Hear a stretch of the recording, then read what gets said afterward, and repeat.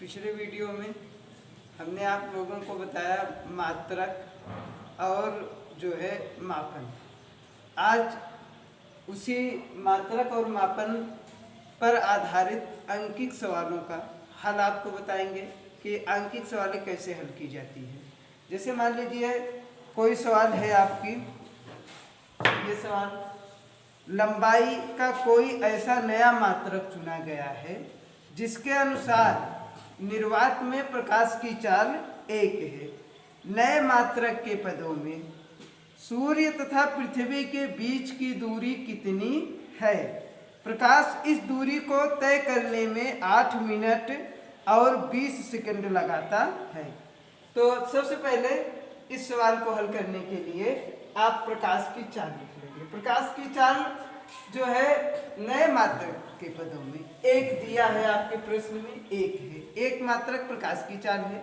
उसके बाद प्रकाश सूर्य और पृथ्वी के बीच की दूरी को कितने समय में तय करता है? 8 मिनट 20 सेकंड। तो आप इसको लिख लेंगे 8 मिनट 20 सेकंड। हाँ, एक बात फिजिक्स में हमेशा ध्यान दीजिए आप लोग कि मात्रक 8 मिनट 20 सेकंड, यहाँ 2 मात्रक हैं, समय के 2 मात्रक हैं, एक आपका मिनट है तो दूसरा सेकंड है। सवालों को हल करने के लिए आप एक मात्रक बना लीजिए, इस 8 मिनट को हम सेकंड में बदल देंगे और उसके बाद उसमें 20 सेकंड को जोड़ देंगे। तो आप लोग जानते हो 1 मिनट में 60 सेकंड होती है, तो 8 मिनट में कितना होगा? 8 गुणे 60 प्लस 20, तो ये आपका 480 प्लस 20 यानी कि 500 सेकंड।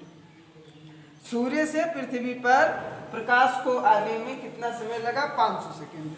अब एक सामान्य सूत्र आप जानते हैं, चाल बराबर दूरी बटे समय। हमें ज्ञात क्या करना है? सूर्य और पृथ्वी के बीच की दूरी को ज्ञात करना है। तो सूर्य और पृथ्वी के बीच की दूरी ज्ञात करने के लिए आप इस सूत्र का प्रयोग करेंगे, चाल बराबर दूरी बटे समय। यहाँ सूत्र में आपको दूरी ज्ञात करना है, आप समय का पक्षांतर कर दीजिए, दूरी बराबर चाल गुणे समय आ जाएगा। पक्षांतर करते वक्त आप लोग जानते हो कि जो भाग का संबंध होता है वो गुणे में हो जाता है। तो यहाँ दूरी से समय का भाग का संबंध है, पक्षांतर होने पर चाल से ये गुणे का संबंध बना लिया। अब आप इसमें मान रख देंगे। आप चाल जान रहे हैं, प्रकाश की चाल प्रश्न में दिया है 1 मात्रक, गुणे समय आपने ज्ञात किया है 500। अब 1 गुणे 500 यानी कि 500 मात्रक, अर्थात नए मात्रक के अनुसार सूर्य और पृथ्वी की दूरी 500 मात्रक होगी। अगला प्रश्न है, लंबाई मापने के लिए निम्नलिखित में से कौन सा सबसे परिशुद्ध यंत्र है? यहाँ 3 यंत्र आपके दिए हुए हैं सवाल में। पहला यंत्र है एक स्क्रू गेज है। स्क्रू गेज एक वर्नियर कैलिपर्स है। वर्नियर कैलिपर्स के मुख्य पैमाने पर 20 विभाजन है। और दूसरा यंत्र है आपका एक स्क्रू गेज जिसका चूड़ी अंतराल 1 mm है और वृत्तीय पैमाने पर इसके 100 विभाजन है। तीसरा यंत्र आपका प्रकाशिक यंत्र है जिसको जो है तरंग दैर्घ्य सीमा के अंदर लंबाई माप सकता है। अब हमें देखना है कि तीनों में सबसे अधिक शुद्ध कौन सा मात्रक है। अब सबसे पहले हम तीनों मात्रकों का अल्पतमांक ज्ञात करेंगे, उसके बाद हम यह समझेंगे कि कौन अधिक शुद्ध नाप सकता है। तो हम सबसे पहले वर्नियर कैलिपर्स का अल्पतमांक ज्ञात करते हैं। आप लोग जानते हो वर्नियर कैलिपर्स के अल्पतमांक का सूत्र होता है मुख्य पैमाने के एक छोटे खाने का मान बटे वर्नियर पैमाने पर विभाजनों की संख्या। यहाँ देखिए मुख्य पैमाने के एक छोटे भाग का मान है 0.1 सेंटीमीटर बटे, प्रश्न में आपका दिया हुआ है कि मुख्य पैमाने पर 20 विभाजन है बटे 20 यानी 0.005 सेंटीमीटर। ये वर्नियर कैलिपर्स का अल्पतमांक है। इसके बाद हम स्क्रू गेज के अल्पतमांक को ज्ञात करेंगे। स्क्रू गेज का अल्पतमांक होता है सूत्र चूड़ी अंतराल बटे वृत्तीय पैमानों पर विभाजनों की संख्या। यहाँ चूड़ी अंतराल 1 mm दिया है, इसको हम सेंटीमीटर में बदलेंगे तो 0.1 सेंटीमीटर बटे जो है आपका वृत्तीय पैमाने पर विभाजनों की संख्या कितनी सवाल में दी गई है? 100 विभाजन है। कितने विभाजन है? 100 बटे 100 करेंगे तो ये 0.001 सेंटीमीटर आएगा। अब हम तीसरा आपका प्रकाशिकी यंत्र है। प्रकाशिकी यंत्र जो है प्रकाश की तरंग दैर्घ्य की सीमा के अंतर्गत नापता है, जिसकी कोटि होती है 10⁵5 mm और 10⁻⁻7 मीटर होती है। अब हम जो है इसको सेंटीमीटर में बदलेंगे, यानी 10⁻⁻5 सेंटीमीटर आएगा, अर्थात 0.0001 सेंटीमीटर आएगा।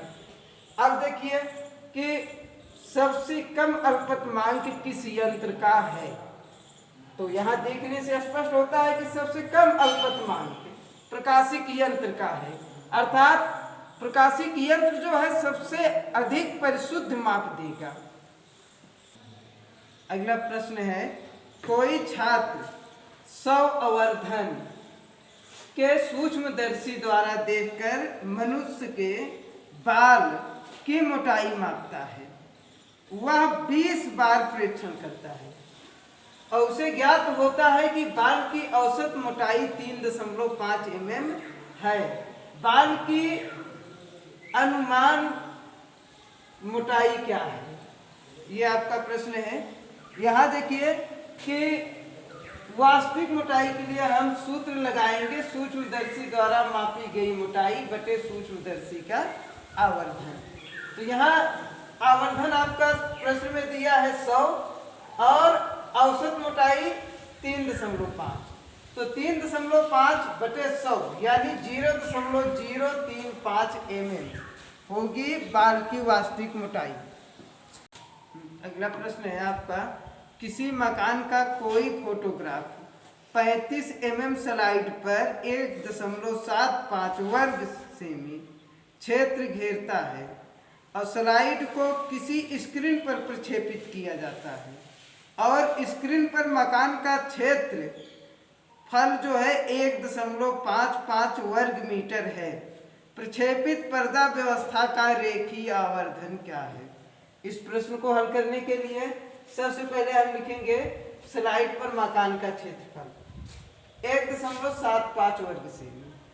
जैसा कि हमने आपको और भी सवालों में बताया है कि पैमाने को हमेशा बदलना है और स्क्रीन पर मकान का क्षेत्रफल 1.55 वर्ग मीटर, ये आपका वर्ग सेंटीमीटर में है तो ये वर्ग मीटर में है। सबसे पहले आप इस वर्ग मीटर को वर्ग सेंटीमीटर में बदल लीजिए। उसके बाद आप जो है प्रक्षेपित पर्दा व्यवस्था का क्षेत्रीय आवर्धन ज्ञात करेंगे। क्षेत्रीय आवर्धन का सूत्र होता है पर्दे पर मकान का क्षेत्रफल बटे स्लाइड पर मकान का क्षेत्रफल। आप इसको रख दीजिए, ये आप रखेंगे। फिर अगला सूत्र आपका है रेखीय आवर्धन। रेखीय आवर्धन बराबर √ क्षेत्रीय आवर्धन। आपने क्षेत्रीय आवर्धन का मान ज्ञात कर लिया, आप इसी सूत्र में क्षेत्रीय आवर्धन का मान रख दीजिए और इसका वर्गमूल निकालेंगे 94.1 वर्ग सेंटीमीटर आएगा। क्वेश्चन है, निम्नलिखित में सार्थक अंकों की संख्या लिखिए। जैसे आपका है 0.007 वर्ग मीटर, इनमें आपको सार्थक अंक लिखना है। देखिए यहाँ पर दशमलव के बाद जो 0 आए हैं ये सार्थक अंक में नहीं गिने जाएंगे, जिनका कुछ अर्थ हो वही सार्थक अंक में गिने जाते हैं। तो यहाँ आपका केवल 7 अकेला सार्थक अंक है, तो आप इसके सार्थक अंक को लिखेंगे 1। हाँ, अब देखिए दूसरे प्रश्न में 2.64 गुणे 10⁻24 kg, इसमें आपके सार्थक अंक 1, 2, 3, यहाँ आप 10⁻24 है, 10 की घात 24 को अगर आप 24 बार गुणा करेंगे या किसी भी 10 की घात को गुणा करेंगे तो ये बाद में 0 बन जाएगा बस। और जब 0 प्रारंभ होगा अंत में आता है तो उसकी गिनती सार्थक अंक में नहीं की जाती। इसलिए यहाँ केवल 1 2 3 ही सार्थक अंक होंगे। तो यहाँ आप लिख देंगे 3 सार्थक अंक। अब तीसरे क्वेश्चन में देखिए 0.2370, यहाँ पर 1 2 3 4 हमने 4 सार्थक अंक कर दिया। इसको क्यों कर दिया? यहाँ हमने 0 को सार्थक अंक में नहीं लिया और यहाँ पर हम क्या कर रहे हैं कि 0 को सार्थक अंक में ले रहे हैं, दशमलव के पूर्व के शून्य को नहीं ले रहे हैं, क्योंकि ये जो है दाहिनी तरफ आया है, इस तरफ आने पर सार्थक अंक नहीं होगा, इस तरफ आने पर संख्या का मान बदल जाता है। जैसे हम 0 1 कहेंगे तो इसका मान 1 ही होगा, लेकिन 1 0 लिख देंगे तो इसका मान 10 हो जाएगा। इसलिए जो है जैसे हम इसको 0 1 लिखेंगे तो इसका मान 1 ही रहेगा, लेकिन 1 0 लिखने पर 10 हो जाएगा, तब 0 सार्थक हो जाता है। इसके पहले 0 सार्थक नहीं होता है। तो यहाँ पर ये शून्य क्या हो जाएगा? सार्थक हो जाएगा। इसलिए हम इसमें सार्थक अंकों की संख्या कितना लिखेंगे? 4। अगले क्वेश्चन में 6.320 जूल, इसमें सार्थक अंक कितने होंगे? 1 2 3। ये आपका स्पष्ट ही हो रहा है, सभी गिनतियां सभी नंबर 1 से 9 तक सार्थक होते हैं। तो यहाँ इस तरफ आया है तो 0 मान को परिवर्तित कर रहा है, इसलिए यह आपका सार्थक अंक होगा। तो इसमें भी आप 4 सार्थक अंक कर देंगे। और अगले सवाल में 6.032, यहाँ देखिए केवल 0 का स्थान बदल दिया गया है। 0 जब दशमलव के बाद आता है, जैसे इसमें आया था, हमने इसको सार्थक अंक में नहीं गिना, लेकिन यहाँ 2 संख्याओं के बीच आ रहा है। जब 0 2 संख्याओं के बीच में आए तब इसको हमेशा सार्थक अंक में गिनेंगे। तो इस संख्या में सार्थक अंक कितने हो जाएंगे? 1 2 3 4। अब अगले क्वेश्चन में 0.000 6032 वर्ग मीटर है। यहाँ पर देखिए ये जो 0 के बाद है इनके बीच कोई संख्या नहीं है, ये 2 संख्याओं के बीच में 0 नहीं है, इसलिए ये सार्थक अंक में नहीं गिने जाएंगे। बाकी का ये 0 आपका सार्थक अंक में गिना जाएगा। तो 1 2 3 संख्याएं हैं, ये 0 से 4 संख्याएं होंगी, ये आपके 4 सार्थक अंक इसमें होंगे।